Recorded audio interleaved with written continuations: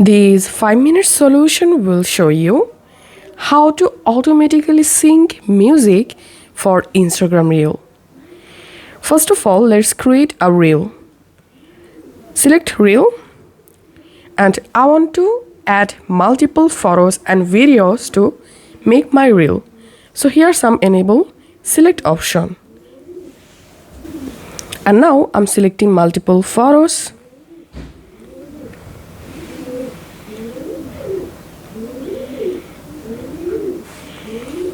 And now it's time to auto sync music, right? To do that, simply tap on this done icon. And here we can see syncing clips to audio are working. Once done, you will get auto music through the auto sync option. Just tap on done.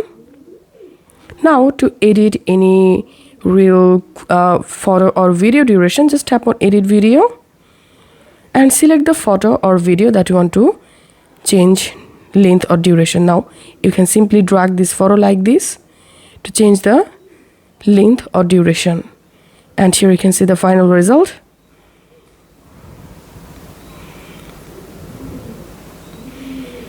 This is how we can automatically sync music on Instagram Reels. If you find this video helpful, make sure to subscribe 5 Minute Solution. See you in the next video.